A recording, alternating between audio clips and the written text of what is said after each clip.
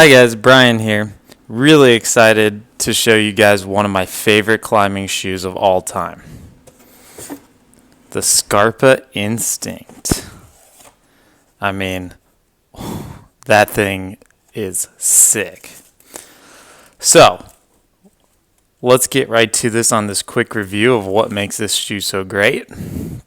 We put together a little list here of why the Scarpa Instinct is really good. And as you can see, I got a fresh pair right here waiting to make it into the rotation. But I also got my current pair that I'm wearing right now. See, it's been through some paces, holding up that edge pretty well. And then I got my old pair that is really beat up. I put this thing through its paces. You can see the heel's looking pretty good, but we definitely got some wear and tear. So, first off, let's go over the edging capabilities. I mean, as you can see, this thing has the Vibram XS Edge rubber, which is like pretty stiff rubber. As you can see, like I'm not really able to bend this very much. But like as they break in, you know, you can bend it a little bit as that rubber and all the stuff on the inside starts to break down slightly. But like out of the box, these things are going to be edging beasts. That will wane a little bit over time, but for the majority of the lifespan, like these things are going to be really stiff, but still sensitive, which is like really cool and one of my favorite parts about these shoes.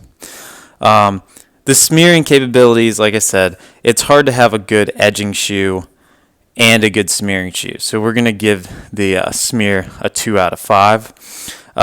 And like I said, you know, as these shoes start to wear, like, I mean, this one's not going to be great because it's losing some rubber, but if you can see, like, you could start to bring that down and get maybe a better smear.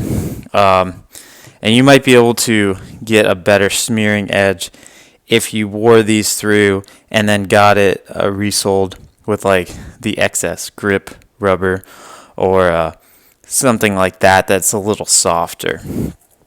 Comfort on these bad boys, like on my current pair that I'm wearing right now, you guys can see like it's got some nice flex in the middle, and as you can kind of tell, like the shape of the shoe changed a bit from when it was originally out of the box, which that is a good thing for comfort. Performance can be a good thing. In this case, it hasn't affected anything, but you can see all the stretch locations that have happened. These things, I have these at 42 and a halves, and I feel like the first time I put them on, they're hurting my feet. Like my feet are screaming. And then after maybe like 2, 3, 4 sessions in them, they're like the most comfortable shoe. So that's going to get a 5 out of 5 there.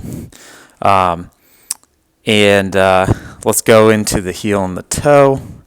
The heel is like my favorite heel. It's just perfect. There's nothing special about it. It's just a good size for the general foot, and it's got a little bit of an edge that's super durable. You can see this one's been put through some wear and tears.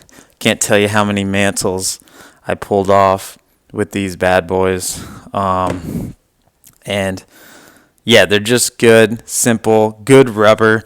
A lot of new shoes have this colored rubber on the heel cup, which is basically this stuff which doesn't have good friction. This is meant to stretch, you know, to get that tension. I don't know why you'd put that on a working edge of your shoe, but a lot of shoes are doing that, like the new Pythons that you can get in Europe only. I used to love those shoes, but they have that strip of colored rubber there, which I'm suspect of. But anyways, these are really good. The toe is good. There could be some improvements.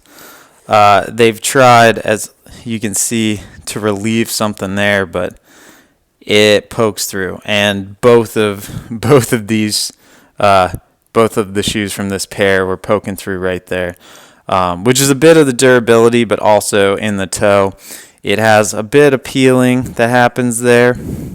So in reality, the heel gets a 5 out of 5, and the toe gets maybe like a 4 out of 5. So we gave it a 4 out of 5 in total. And then going on to the durability. These things will last you a full season of bouldering or sport climbing for sure. Some wear points you can see on this last one. That was from a project that I had that had a specific heel-toe cam that I probably did, 200 times. So that's not really something that'll probably happen to your shoe. This will most likely happen. I've seen that on multiple people's toes kind of pop out there. And then you can see the toe rubber there. I mean, that's typical in any shoe, but after you're going to wear it for like a season or so, that's going to happen. And you could get these resold if you were okay with that. And one other wear point is this strap. Depending on how you do it, right where it goes over onto the loop side right there of the Velcro, this being the loop and these are the hooks, it will catch and just tear that up. So that's another possible problem. Depending on the size of your foot, you might not run into that, but I've definitely seen some other ones poking around on the internet that have the same thing. And then, that rubber is going to degrade a little bit as you start pulling on this. The heel, like I said, impressively in shape. I almost considered getting this one resold just because the heel and the fit was so good. But this stuff up here was a little bit of a deterrent. But it is still in my gear closet, so maybe one day.